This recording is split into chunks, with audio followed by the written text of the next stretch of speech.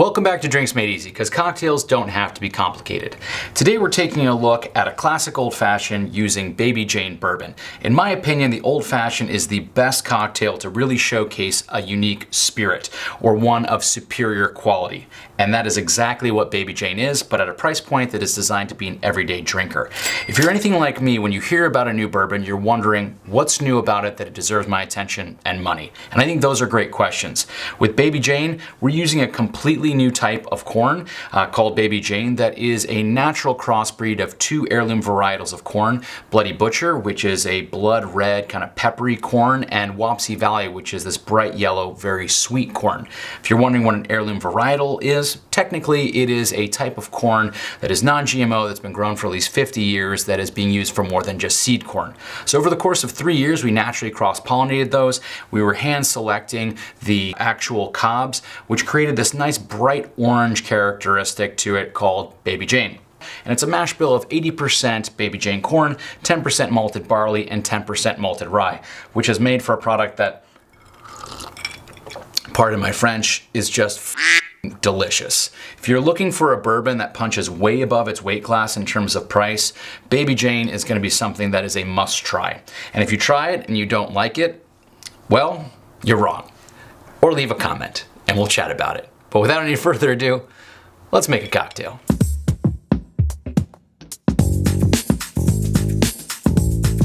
To build the Baby Jane Old Fashioned, we're gonna do it in the classic style today. So we're gonna start with our 1 cube of Demerara sugar. We're gonna give that 3 dashes of Angostura bitters, or in this case, I gave a little bit more than 3. What we were looking to do is make sure that the sugar cube is fully saturated with that Angostura bitters, and there's the smallest bit of a puddle of additional Angostura. If you're somebody who loves a lot of bitters, you can always add more. If you're someone who doesn't particularly enjoy them, you can go with 1 or 2 dashes.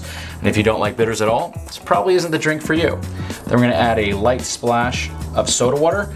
This is going to assist us in integrating the Angostura bitters and the sugar cube. Use a muddler to muddle that sugar.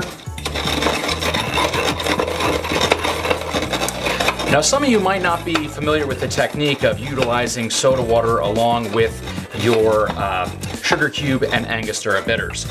I've seen bars where they use a massive amount of soda water. That is, I would argue, is wrong. What you're doing here is adding a small amount because you don't have enough liquid with just the Angostura bitters to assist in integrating those flavors.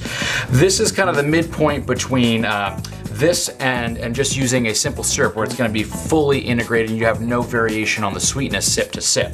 So while you might not enjoy, or you might have a strong point about over soda watering, you really do need a dash of soda water here if you're going to integrate your Angostura and your sugar cube properly. Next, we're going to add 2 ounces of Baby Jane. Then we're going to add ice to our glass. A super complicated process by which we add frozen water and whatever sort of device you have to move it to the glass. Shut up!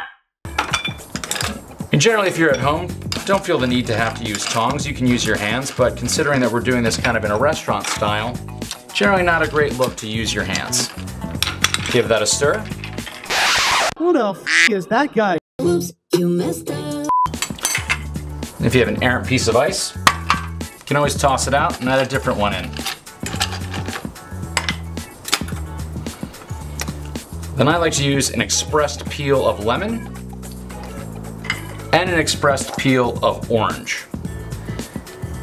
I've seen a number of bars that will only use a lemon or only use an orange, or will also use a cherry.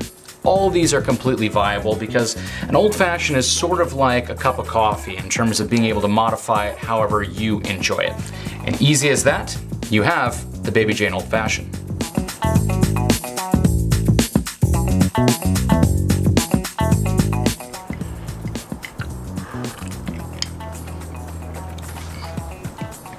If you've never had Baby Jane, it's delicious. This is one of the very few small batch, grain to glass, heirloom bourbons that are out there.